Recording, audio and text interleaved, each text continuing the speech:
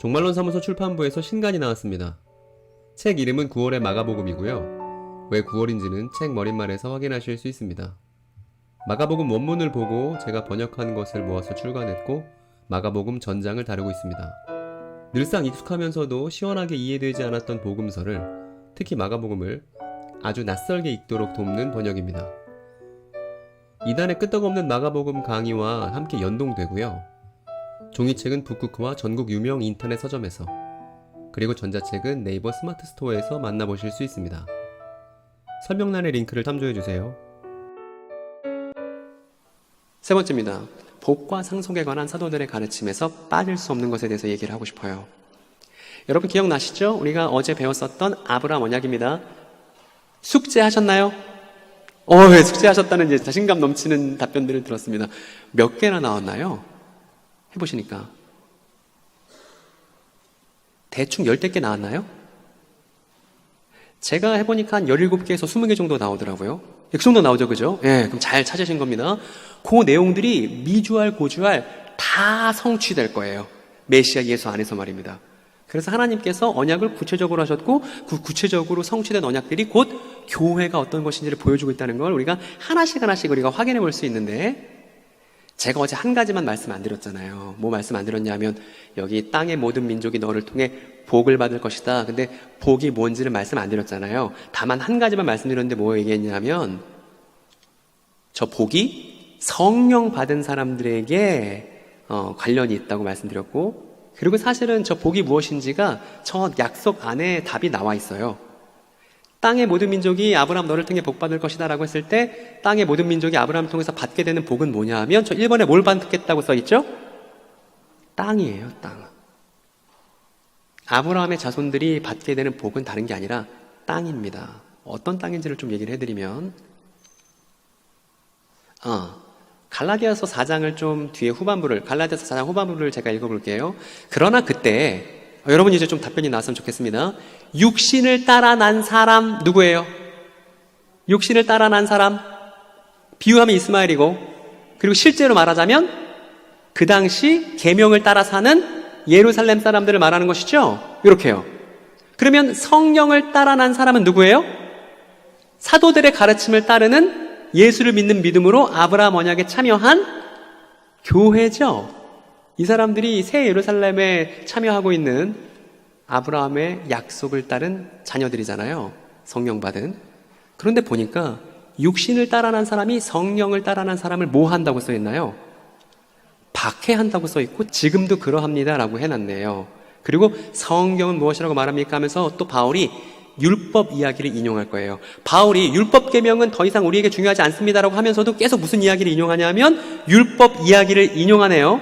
그러니까 이 경우에도 율법 이야기와 율법 계명을 잘 구분할 필요가 있다는 걸 여기서도 확인해 볼 수 있는데, 저렇게 육신을 따라난 사람이 성령을 따라난 교회를 핍박하는 건 당연한 거라고 바울이 얘기합니다. 그러면서 무슨 얘기하냐면 창세기 21장을 인용해요. 거기 보면 이삭이 젖을 떼는 날에, 지금 바울의 시각으로 저 창세기를 보면 이삭은 뭐냐 하면 약속을 따른 자녀입니다. 그러니까 교회를 가리키는 거예요. 이삭이 젖을 떼는 날에, 그러니까 이렇게 된 거죠.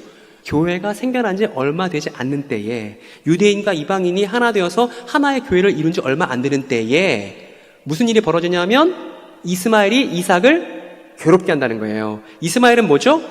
육체를 따라난 아들이죠. 시내산 계명에 따라서 종노릇하고 있는 사람들이죠. 그 사람들에 의해서 막 생겨난 신생교회가 박해를 받는 거 당연하잖아 하면서 창세기 21장을 바울이 지금 이야기로 갖고 왔다는 것입니다. 근데 그때 사라가 아브라함한테 뭐라고 말하는데, 바울한테는 이게 의미심장했어요. 뭐라고 말했냐면, 조금만 같이 읽어볼까요?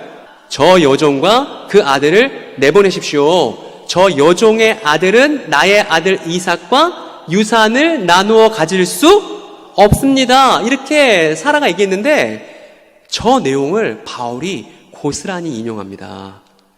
이렇게요. 갈라디아서 4장에요. 여종과 그 아들을 내쫓아라. 여종의 아들은 절대로 종이 아닌 본처의 아들과 함께 유업을 상속받지 못할 것이다 라고 하였습니다 라고 바울이 얘기합니다. 이게 뭐냐면, 계명에 따르는 사람들, 계명 중심으로 모인 사람들, 계명의 종로를 타는 사람들은 하나님께서 아브라함에게 약속하신 그 땅을 상속받을 수 있다는 거예요, 없다는 거예요? 없다는 거예요. 결단코 없다는 거예요. 그러면 아브라함의 언약에 나오는 아브라함과 그 자손에게 상속시키겠다고 하신 그 땅은 누가 받는 거냐 하면 메시아 예수를 따르는 교회 공동체가 그 땅을 상속받는 상속자라는 것입니다. 이걸 창세기를 통해서 바울이 깨닫고 교회 공동체에 지금 얘기를 해주고 있는 거예요. 그래서 아브라함 언약의 자녀는 상속자예요. 근데 그냥 상속자가 아니에요. 고난받는 상속자예요. 육체를 따른 아들들에게 박해를 받고 어려움을 당하는 고난을 받는 상속자가 아브라함 언약에 참여한 교회다. 이렇게 바울이 얘기한다는 것입니다. 그리고 이 내용은 고난받는 상속자, 교회는 고난받는 상속자다라는 얘기는 갈라디아서 그 뒷내용을 보면 요거는 한번 같이 읽어볼까요? 이것도 우리에게 되게 중요한 구절이니까요. 한번 같이 읽어봅시다.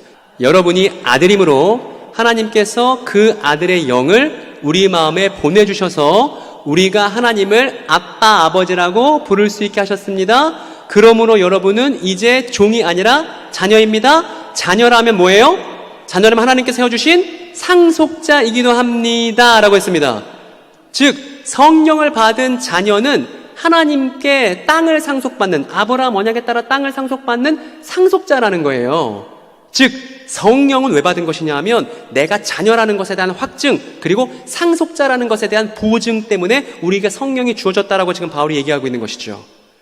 그리고 그 앞쪽, 갈라디아서 앞쪽 구절로 넘어가면 이런 구절도 있습니다. 똑같은 구절이네요. 이것도 한번 같이 읽어볼까요? 여러분이 그리스도께 속해 있다면 여러분은 아브라함의 자손이요 약속을 따라 정해진 상속자입니다. 여러분 다시 제가 높아지면 질문 한번 하겠습니다. 어떤 약속이죠? 어떤 약속을 따라 우리가 상속자가 된 거죠? 아브라함 언약을 따라 상속자가 된 거예요. 아브라함 언약을 따라. 그러니까 아브라함 언약이 되게 중요한 겁니다. 상속자는 아브라함 언약에 따라 정해지는 거예요. 교회 공동체가 누구입니까? 뭘 보면 알 수 있죠? 아브라함 언약을 예수께서 어떻게 성취하셨는지 보면 알 수 있는 거예요. 그런데 로마서 가니까 똑같은 내용인데 이렇게 쓰여 있네요. 이건 제가 읽어볼게요. 바로 그때에 그 성령이 우리의 영과 함께 우리가 하나님의 자녀임을 증언하십니다. 근데 자녀이면 상속자입니다. 여기까지는 다 우리가 알겠어요. 그런데 그 다음 내용이 우리가 그리스도와 함께 영광을 받으려고 그와 함께 고난을 받으면 우리는 하나님이 정하신 상속자요 그리스도와 더불어 공동상속자입니다. 그럼 우리가 그리스도와 함께 아브라함 언약이 약속한 그 땅을 상속받기 위해서는 우리한테 필수적으로 필요한 조건이 있죠. 뭐예요? 고난이에요. 고난이에요. 성령이 우리에게 하나님의 자녀라는 걸 증언해 주십니다. 그리고 자녀면 상속자죠. 그리스도와 더불어서 아브라함 언약 성취에 참여할 바로 그 사람입니다. 그런데 여긴 조건 하나가 붙어요. 어떤 거냐 하면 그 예수와 함께 고난을 받으면, 다시 말해서 그리스도와 함께 내가 겪고 그리스도와 함께 내가 어려움을 겪고 힘들었던 것이 반드시 상속자에게 필요하다는 거예요. 더 충격적인 구절이 있습니다, 여러분. 상속자의 삶에는 고난이 있다. 더 충격적인 건 골로새서예요. 여러분, 고난은 필수적입니다. 그런데 여러분, 고난 받는다라고 생각하면 마음이 어떠세요? 고난 받는 거 마음이 어떠세요? 안 좋죠. 그죠? 고난 받는 거 그렇게 달가운 일 아니잖아요. 그런데 사도는 뭐라고 말하고 있죠? 사도의 가르침을 따라야 하는 성도 여러분, 사도는 지금 고난 받음을 뭐라고 얘기하고 있습니까? 기쁘게. 왜냐하면 내가 고난을 받을 때 그것은 뭘 증명하는 거예요? 내가 자녀이자 상속자라는 걸 증명해 주기 때문입니다. 뭐가? 그리스도와 함께 겪는 고난이.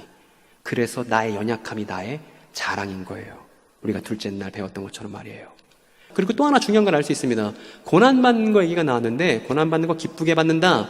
그리고 그리스도의 남은 고난을 내 몸에 채울 거다. 그런데 그 고난이 그냥 고난이 아니에요. 예를 들어 내가 주식 투자를 했는데 주식 투자 잘 안 됐어. 어려운 마음이 들어. 이거 고난이에요, 아니에요? 이건 그냥 내가 어려운 거예요. 내가 힘든 거예요. 그런 걸 여기서 성경에서 말하는 고난이라고 하는 게 아닙니다. 성경에서 말하는 고난은 상속자로서 합당히 겪어야 하는, 기꺼이 기쁘게 겪어야 하는 고난은 어떤 고난이냐 하면 교회를 위하여 겪는 고난인 거예요. 교회를 위하여 겪는 고난이 상속자로서 마땅히 기쁘게 겪어야 할 고난이라는 것입니다. 그런데 여러분, 이때 말하는 교회는 건물을 말하는 게 아니에요. 이때 말하는 교회는 장소를 말하는 게 아니에요. 여기서 말하는 교회는 뭐냐 하면 아브라함 언약에 참여해서 살아가고 있는 우리의 동료들을 말하는 것입니다. 그래서 앞에 뭐라고 써 있냐면 이제 나는 누구를 위해서 고난을 받겠다고 써 있어요? 여러분을 위하여. 여러분을 위하여. 그리스도의 남은 고난, 교회를 위한 고난은 다른 게 아니라 내 옆에 있는 아브라함 언약에 함께 참여한 지체들을 위한 고난인 것입니다. 제가 이런 거 별로 안 좋아하는데 앞에 쓰면 이게 좀 할만해요. 제가 앉아있을 땐 별로 안 좋지만 이 앞에 쓰면 우리 옆 사람과 인사해 볼까요? 옆 사람에게 당신을 위해서 고난을 기쁘게 받겠습니다. 인사해 봅시다. 다 하세요. 빨리 하세요. 대충 하세요. 빨리. 예, 좋습니다. 당신을 위해서 고난을 기쁘게 받겠습니다. 우리가 저 사도들의 가르침에 충성한다면 이 교회 공동체 인간관계가 어떻겠어요? 끈끈할 거예요. 사랑으로 넘칠 거예요. 그리고 교회 밖에 있는 사람들이 그걸 부러워하겠죠. 다른 걸 부러워하겠어요? 바울이 그걸 원하고 있단 말입니다. 사도가 이걸 교회라고 말하고 있어요.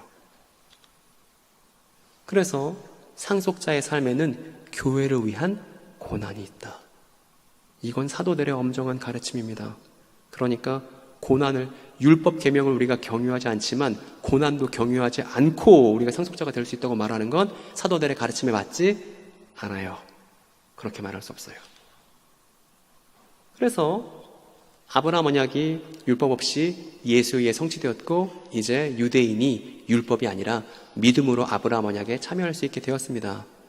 그리고 저렇게 1세기 교회가 출범함과 동시에 전 세계에 너무나 수많은 아브라함의 자녀들이 하늘의 별과 같이 바다의 모래와 같이 셀 수 없게 많이 새롭게 태어났습니다. 그리고 그 태어난 사람들 중에 누가 있는 거예요? 저와 여러분이 있는 거예요. 우리가 아브라함 언약의 위대한 성취 안에 있습니다. 그리고 이 아브라함 언약의 성취에 참여하는 무수많은 유대인들과 이방인들, 그래서 아브라함의 자녀들이 지금도 곳곳에서 태어나고 있는데 이렇게 아브라함의 자녀들이 세계 곳곳에서 태어나 서로를 위해서 고난을 기꺼이 기쁘게 겪는 시간을 가리켜서 말하는 성경의 전문 표현이 있습니다, 여러분.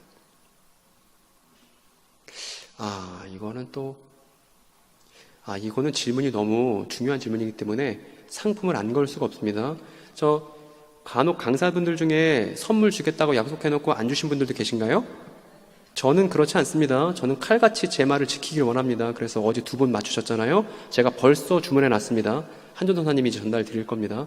오늘 한 번 더 퀴즈를 내보겠습니다. 이거는 좀 어려운 것이긴 한데 여러분, 아브라함의 자녀들이 세계 곳곳에서 태어나 서로를 위해서 고난을 기꺼이 겪는 메시아 예수의 십자가로부터 시작된 시간을 의미하는 성경의 전문 표현이 있습니다. 어떤 표현인지 혹시 아시는 분 맞추시면 제가 쓴 책을 선물로 꼭 드리고 싶습니다. 뭘까요? 이거 손 들고 맞추셔야 제가 좀 틀렸는지. 네, 자매님. 복음 땡! 네, 자매님. 성화. 감리라서 성화가 나오는 건가? 그래도 땡!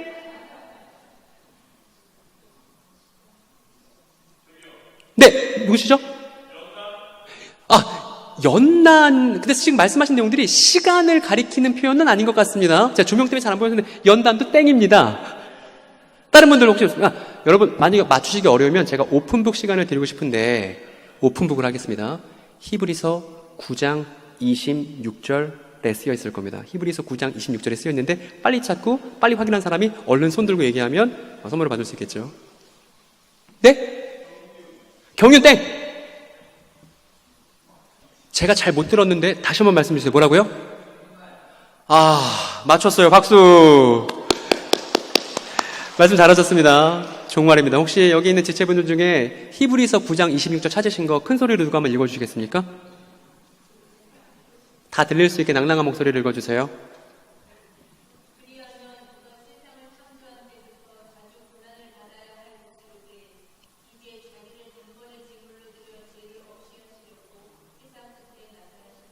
아멘입니다. 여러분, 세상 끝에 나타나실 것이니라예요? 세상 끝에 나타나셨느니라예요? 나셨죠? 과거죠? 그런데 그 과거가 언제냐면 예수께서 단번에 자기 몸을 들여서 죄를 없게 하신 때라고 하잖아요. 그러면 그건 어느 때를 말하는 거예요? 예수께서 죄를 없이려고 자신의 몸을 단번에 하나님께 들이신 사건은 언제예요? 십자가 사건이죠. 그러면 히브리서 9장 26절은 우리에게 아주 중요합니다. 그리고 사이비 이단 문제를 해결하는데 아주 기묘한 구절인데 메시아 예수께서 십자가를 지실 때부터 시간이 뭐냐 하면 세상 끝이다는 거예요. 세상 끝이라는 표현은 메시아 예수께서 십자가를 지시고 아브라함의 언약을 성취하시기 시작했을 때부터 시간을 유대인들이 뭐라 불렀냐 하면 세상 끝이라고 불렀다는 겁니다. 그러면 세상 끝은 이미 왔어요? 올 거예요? 이미 왔어요. 언제? 메시아 예수께서 십자가에서 단번에 죄를 없이 하실 때 이미 그때부터 세상 끝이라고 유대인들이 그렇게 불렀다 이 말입니다. 그리고 세상 끝과 함께 똑같은 표현들이 성경 곳곳에 등장하는데 뭐가 있냐면 종말, 말세, 세상 끝 이런 단어들은 같은 뜻이에요. 그리고 다 언제 얘기하고 있냐면 메시아 예수의 십자가 부활로부터 시작된 언약 성취의 시간을 가리키는 표현이 종말, 말세, 세상 끝인 겁니다. 그러니까 누군가 와서 이제 곧 종말이 다가올 거예요. 성경적이에요? 안 성경적이에요? 귀 기울일 얘기가 아니죠. 여러분 이제 세상 끝이 올 겁니다라고 말하는 얘기에 우리가 귀 기울이면 돼요? 안 돼요? 안 되는 거예요. 왜냐하면 우리는 메시아 예수의 십자가 죽음을 통해서 이미 종말과 말세와 세상 끝을 맞이한 아브라함 언약에 참여한 그 자녀들이기 때문입니다. 그런데 많은 우리의 성도들이 종말이 온다는 그 사람의 두려움을 자극하는 소식에, 이제 말세가 되었다는 그 혹세무민의 소식에, 이제 세상 끝이 올 거니까 내 말을 들어야 된다는 그 거짓 메시아들의 얘기에 귀 기울이고 많이 떠나갔잖아요. 왜요? 성경 꼼꼼히 가르치고 전한 일을 우리가 소홀히 했기 때문입니다. 너무나 아쉬운 일이에요. 그래서 저 아브라함의 자녀들이 세계 곳곳에서 태어나 서로를 위해서 고난을 기꺼이 겪는 이 교회의 시간을 가리켜서 뭐라 부르냐면 종말, 말세, 세상 끝이라 부른다는 것입니다. 지금 우리가 살고 있는 시간이 뭐예요? 종말이에요. 언제부터? 메시아 예수의 때부터 종말이었다는 것입니다. 그리고 이 종말, 말세, 세상 끝이 정말 종결되면 이제 전 세계 모든 사람들 중에 하나님께서 선택하신 사람들이 모두 다 아브라함 언약에 참여하게 되면 그때 무슨 일이 벌어지냐 하면 그때 드디어 상속의 시간이에요. 상속. 여러분 기억나십니까? 우리가 뭐 상속받는다고 했죠? 땅을 상속받는다고 했죠. 혹시 부동산 많이 갖고 계신 분 계십니까? 여러분이 갖고 있는 부동산과는 전혀 질적으로 다른 땅을 상속받게 될 것입니다. 어떤 거냐면 과제하신 분들 여기서 아마 밑줄을 그어놓으셨을 거라고 생각이 됩니다. 창세기 13장에 보면 하나님께서 아브라함에게 하셨던 언약 중에 한 내용이 여기 등장하죠. 저거 한번 같이 읽어볼까요? 주님께서 아브라함에게 말씀하셨다. 너 있는 곳에서 눈을 크게 뜨고 북쪽과 남쪽, 동쪽과 서쪽을 봐라. 내 눈에서 보이는 이 모든 땅을 내가 너와 내 자손에게 영원히 주겠다. 내가 너의 자손을 땅의 먼지처럼 셀 수 없이 많아지게 하겠다. 여러분 그런데 저 약속이 아브라함이 살아있을 때는 성취되지 않았습니다. 그냥 죽었어요. 그런데 만약에 생각해보세요. 저 아브라함에게 땅을 영원히 주시겠다고 한 약속이 이루어지려면 이미 죽은 아브라함이 어떻게 돼야 되죠? 여러분 만약에 아브라함에게 주지 않고 아브라함에게 후손에게 주면 그거 아브라함에게 준 거예요? 안 준 거예요? 안 준 거죠. 이미 죽었던 아브라함이 저 하나님의 약속대로 땅을 영원히 상속받으려면 죽었던 아브라함이 어떻게 해야 되나요? 부활해야 돼요. 누구처럼? 메시아 예수처럼. 그래서 성경의 최종적인 결말은 죽었던 모든 사람들이 살아나는 것입니다. 여러분 히틀러 부활할까 안 할까요? 히틀러. 아유 안 되겠어요. 못 믿겠어요. 여러분 히틀러 부활한다? 동그라미. 히틀러 부활할 일 없다? X. 우리 다음 한번 펼쳐볼까요? 뭐 중립지대 뭐 이런 거 없어요. 그냥 이렇게 해서 둘 중에 하나 결정하세요. 시작! 우리 동그라미 든 사람 우리 자기 자신을 위해서 박수 한번 합시다. 동그라미 정말 잘했습니다. 이 소수의 동그라미들. 여러분 히틀러 부활합니다. 이것도 물어보겠어요. 왜냐하면 성경의 최종적인 결말은 모든 사람들이 부활하는 거예요.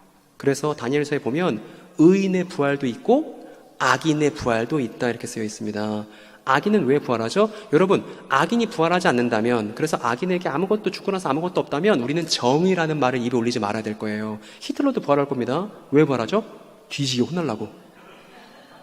하나님께서 정의를 바로 세우시려고 악인들도 싹 다 부활시켜서 혼내실 겁니다. 그래서 성경적인 최종 결말은 모든 사람들이 부활한다는 거예요. 그래서 누구도 부활하냐면 아브라함도 부활합니다. 그래서 하나님은 산자의 하나님이신데 자기를 어떻게 얘기하세요?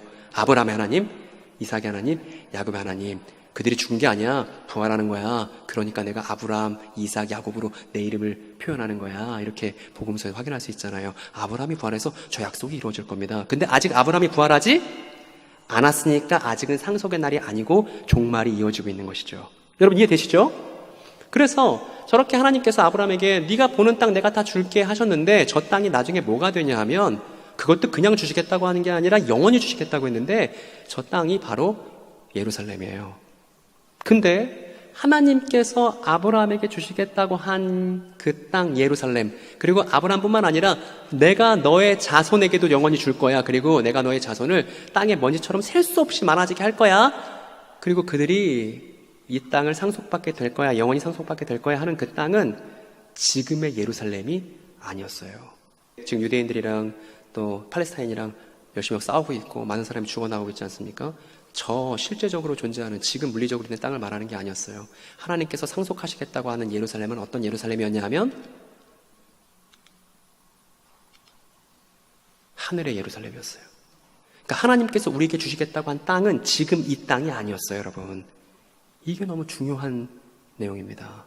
하늘에 있는 예루살렘이 우리의 상속물이었다. 아브라함과 그 자손의 상속물이었다고 성경이 말하고 있다는 것입니다. 이번에는 제가 그랬잖아요. 사도 한 사람만 말하면 안 되죠.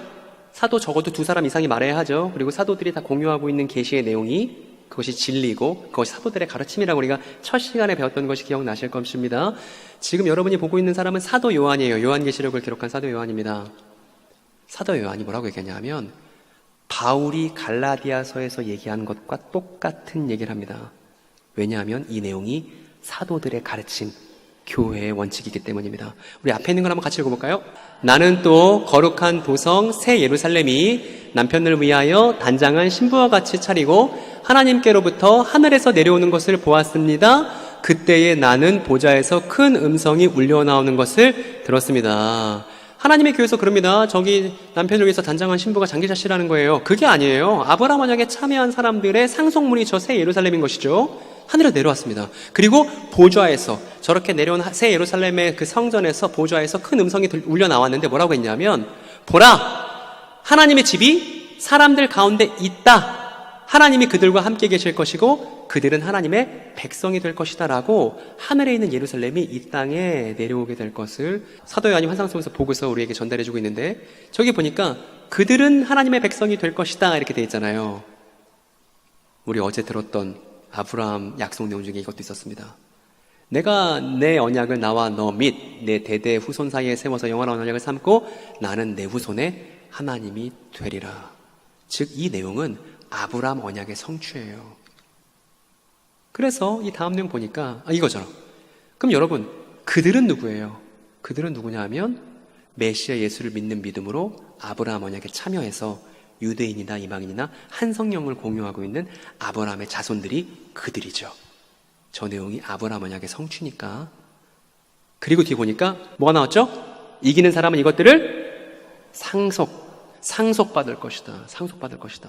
종말의 시기가 정말 끝나면 이제 상속의 날이 되고 아브라함에게 또 그 자손에게 땅을 주시겠다고 한 그 언약이 마침내 성취되는 그 날에 대해서 사도 요한이 환상으로 본 것을 요한계시록에 남겨놓은 것입니다.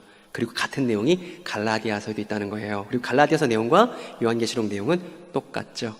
그러니까 요한계시록만 특별한 책이라고 말하는 건 잘못된 주장입니다. 사도들의 가르침은 하나예요. 여기 보니까 상속에 대한 얘기가 나왔네요. 그리고 나는 그의 하나님이 되고 그는 내 자녀가 될 거다. 이 얘기도 아브라함 언약의 성취입니다.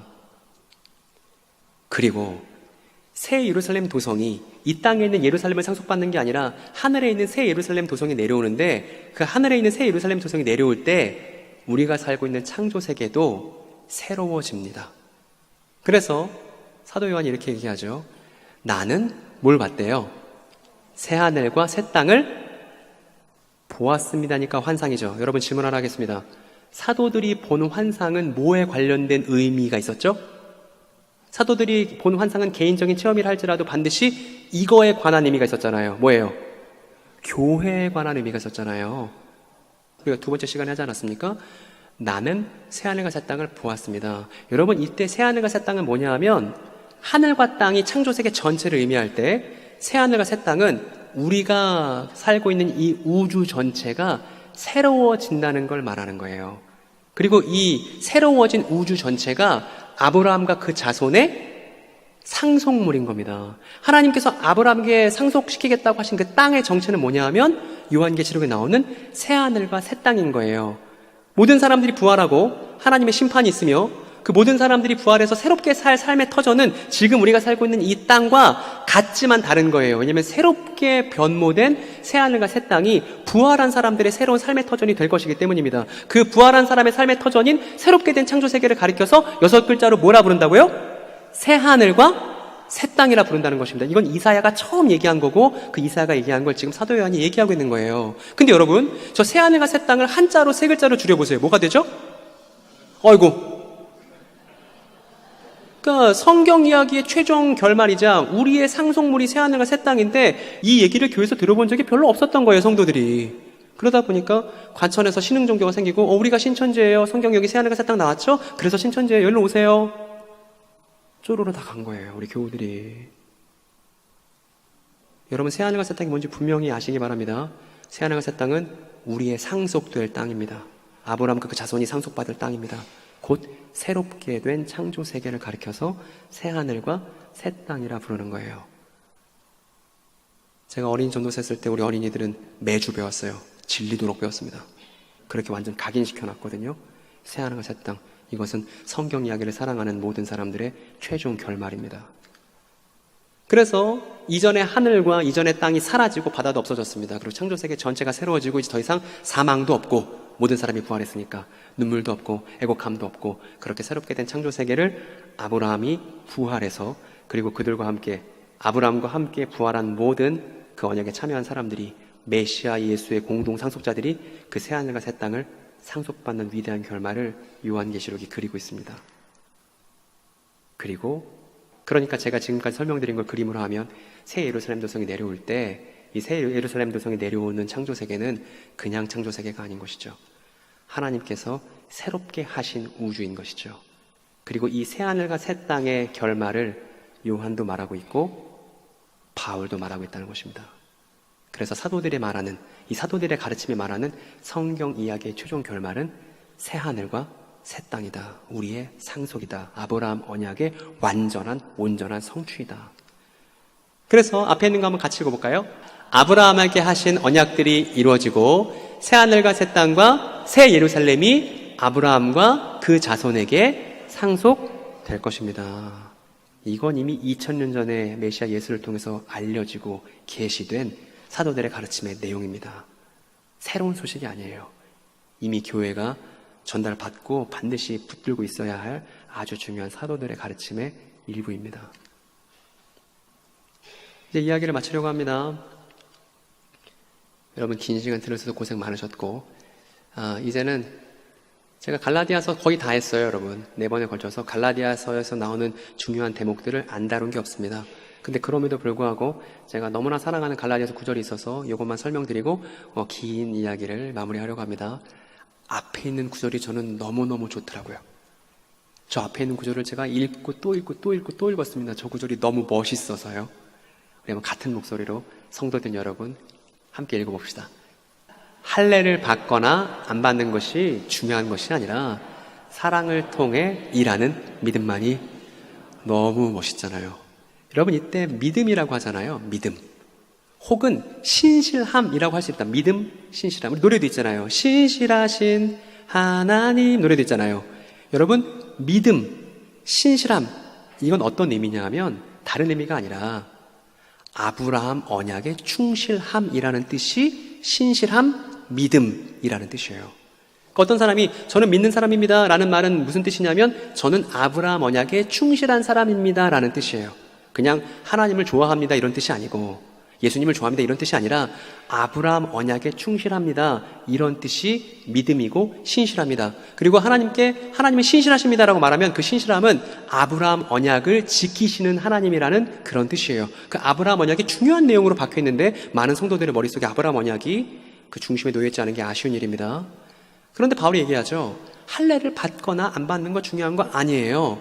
당신이 아브라함 언약에 참여했기 때문에 이제 사랑을 통해서 그 아브라함 언약에 걸맞게 사랑을 통해 일하는 그 믿음이 가장 중요합니다. 이렇게 얘기합니다. 여러분, 여기 다 믿는 분들이시죠? 다 아브라함 언약에 참여하신 분들이시죠? 그러니까 여러분이 아브라함 언약을 믿는 믿음이 있다면 어떻게 발휘돼야 돼요? 뭘로 발휘돼야 돼요? 계명이 아니라 오직 하나의 새 계명, 사랑으로 우리가 힘을 발휘해야 한다는 것입니다. 그리고 이 사랑으로 힘을 발휘하는 것이 고난스럽고 어렵다 할지라도 우린 그걸 기쁘게 감내해야 해요. 왜냐하면 그것이 내가 상속자라는 확인이기 때문입니다. 그리고 이 연약함과 고난이 우리의 자랑이 되길 바랍니다. 그런데 갈라디아서에서 독특한 건 저 구절과 아주 비슷한 또 다른 구절이 있는데, 계명이 아닌 언약에 충실한 사랑이 가장 중요하다고 바로 얘기했는데 갈라디아서 6장 15절에 보면 이렇게 돼 있어요. 되게 비슷하죠. 어떠세요 여러분? 이 5장 6절이나 6장 15절이나 되게 비슷하죠. 저 구절 읽어볼까요?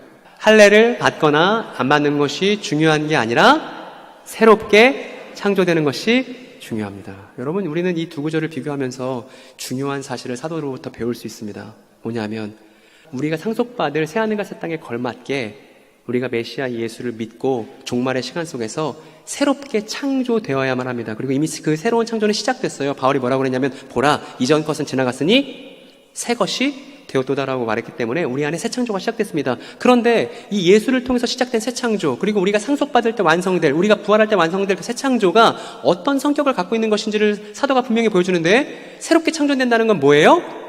사랑을 통해서 믿음이 일하게 만드는 것이, 우리가 그러한 인간이 되는 것이 새롭게 창조된 인간이라는 것을 갈라디아서에 명시해 두고 있죠. 그러니까 여러분, 아브라함 언약에 걸맞게 고생스럽게 사랑하시길 바랍니다. 그것이 여러분의 인간성이, 여러분이라는 존재가 새롭게 창조되는 과정이라는 것을 이 사도의 가르침을 통해서 분명히 주시하시기를 바랍니다. 그래서 종말에 새롭게 창조되는 삶이 우리의 매일매일이다, 이렇게 갈라디아서를 정리하고 싶습니다. 그래서 이 종말, 말세, 세상 끝이 끝나면 상속의 날이 될 거예요. 그리고 우리는 지금 조기에 살고 있어요. 이미 메시아 예수를 통해서 언약 성취가 시작됐고 우리는 상속의 날을 앞두고 있습니다. 그리고 이 상속의 날이 다가오기 전에 부단히 사랑해야 돼요. 부단히 고생스럽게 사랑해야 돼요. 그래서 새롭게 창조되어서 우리에게 상속될 새하늘과 새 땅에 걸맞는 사람이 되어야만 합니다. 성령께서는 우리를 도와주실 거예요. 그러니까 우리도 언약에 충실하게 사랑에 분투하는 자녀들, 그런 교회가 되어야 마땅합니다. 그래서 이렇게 될 것이다. 그날 아브라함도 부활할 것이고요, 부활하신 예수도 우리가 마주하게 될 것이고, 저 아브라함과 공동 상속자인 예수와 더불어서 우리 또한 부활하게 될 것입니다. 그리고 저 새하늘과 새 땅에서 새로운 일상을 누리게 될 거예요. 제가 가르치던 어린이 한 명이 저한테 질문했습니다. 전도사님, 저희 나중에 새하늘과 새 땅 되면 맨날 예배만 드려요? 어우, 재미없어. 정말 탁월한 신학적인 판단입니다. 그럴 리 없죠, 여러분. 모든 물질이 새롭게 된다는 것, 우리의 몸이 새롭게 되고 창조세계 전체가 새롭게 된다는 건 이 모든 물질이 새롭게 된다는 것이고, 우리는 지금과 똑같이 일상을 영위하면서도 사랑의 완성을 경험할 수 있을 거예요. 예수께서 부활하셨을 때 그 예수께서 부활하신 분이 먹기도 하시고 대화도 하시고 제자들과 함께 하셨던 것처럼 우리도 부활하면 다시 대화할 수 있고 밥 먹을 수 있고, 저는 돌아가셨던 우리 어머니의 부활을 보고 같이 끌어안을 수 있을 거예요. 새롭게 된 몸이 있으니까. 그렇게 사랑으로 완성된 일상이 저 새하늘과 새 땅에서 펼쳐질 것입니다. 성경이 이것을 약속하고 있고 예수의 십자가 부활이 이것이 분명한 사실이라는 것을 우리에게 말하고 있습니다. 너무나 진실하게도. 그래서 이제 지금까지 했던 내용들을 정리하고 마무리하겠습니다. 이제 여러분의 시간이에요. 여러분들이 큰 소리 읽어주세요. 첫 번째, 시작!